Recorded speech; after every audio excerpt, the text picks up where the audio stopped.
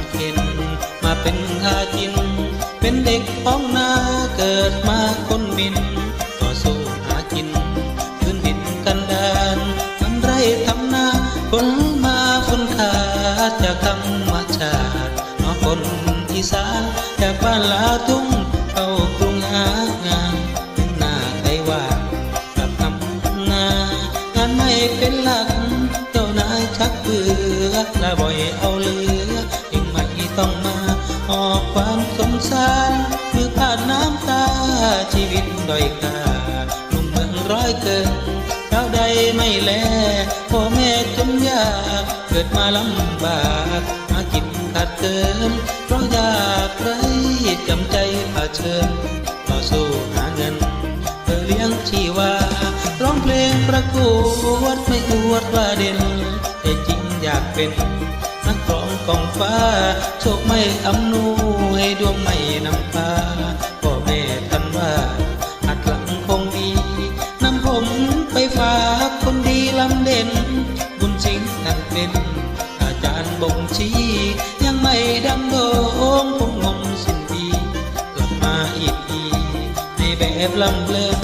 นักเขียนคนใหม่เต็มใจหยิบยืนผมปลื้มจนปลื้มน้ำตาตกพื้นอาจารย์ประจิตคนคิดชวนเชิญมาแบบเพลินเพลินและมีคำเตือนรุ่งโรจน์เพชรธงชัยใครๆรู้จักผลงานเป็นหลักมีใครได้เหมือนแข่งเรือเสียรักสั่งสาวหางเครื่องร้องให้ใส่เดือนคิดถึงจันเพ็ญผลงานทุกสองร้องพอสอใหม่เติมแล้วหรือไรขึ้นไปไม่เห็นเป็นเชียร์ตลอดขอต้อนว่าเด่นผมไม่เคยเป็นคนดังลืมตัวคนใกล้ใจช้ำย้ำกระชับมิตรเป็นสิ่งมองจิตเปิดไปเหนือหัวกลับชีวิตยังตั้งใจไม่กลัวขอไปให้ทั่วกลับใจแฟนๆผลงานหลังๆยังมีตลอดเกินยังคิดหอดดวงใจจะแสงทางคนบนตักมิตรรักตัวแดง